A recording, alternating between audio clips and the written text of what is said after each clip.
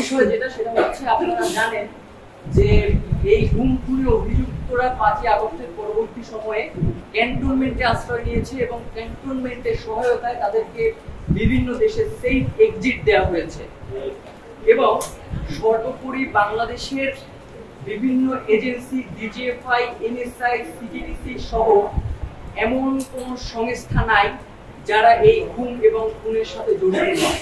এখন একটা প্রসঙ্গ আসতে পারে যে তাহলে র্যাব বা আর্মি যাদের কথা আমরা বলছি তারা কি সবাই আসলে এর সাথে জড়িত? আমরা যেভাবে জুলাই আন্দোলন আপনাদেরকে প্রমাণ করে দেয় যে জুলাইয়ে যেভাবে আর্মি গুলি চালিয়েছে এবং জুলাইয়ের আর্মি কিন্তু এই গুলি চালানোর বিরোধিতা করেছে। সুতরাং আর্মির এই যে আমাদের সাধারণ নাগরিককে আর্মির বিপরীতে দাঁড় করিয়ে দেওয়ার যে একটা প্রবণতা চলছে, আমরা এর তীব্র নিন্দা জানাচ্ছি।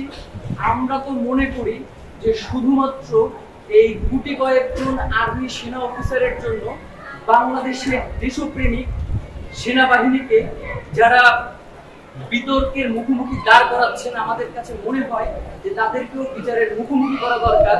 যে বাংলাদেশের স্বাধীনতা সার্বভৌমত্ব রক্ষায় যারা অতন্দ্র প্রহরী হয়ে কাজ করছে তাদেরকে কিভাবে জনগণের মুখোমুখি সবাইকে দাঁড় করিয়ে দেওয়া হচ্ছে।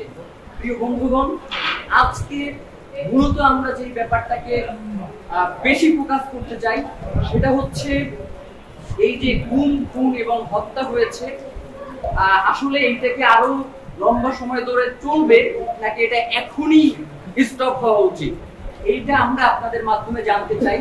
যদি বাংলাদেশের অন্তর্বর্তীকালীন সরকার বা যারা আর্মির উচ্চপদস্থ কর্মকর্তা রয়েছেন তারা যদি মনে করেন যে তারা আগামী দিনেও এই গুম খুন হত্যার রাজনীতি করবেন, তাহলে তো তাদেরকে তারা সেফ এক্সিট দিবেন। এবং আমরা যদি দেখি যে তাদেরকে অতি দ্রুত আইনের সামনে প্রতিহত করা হচ্ছে, আইনের হাতে তুলে দেওয়া হচ্ছে, তাহলে অন্তত আমরা এতটুকু বিশ্বাস তাদের প্রতি স্থাপন করতে পারবো যে তারা বাংলাদেশের স্বাধীনতা সার্বভৌমত্ব রক্ষার যে আন্দোলন, সেই আন্দোলনে তারা সামিল হয়েছে এবং বাংলাদেশের স্বাধীনতা সার্বভৌমত্ব যাতে বিপন্ন না হয় সেই ব্যাপারে তারা সচেষ্ট রয়েছেন। প্রিয়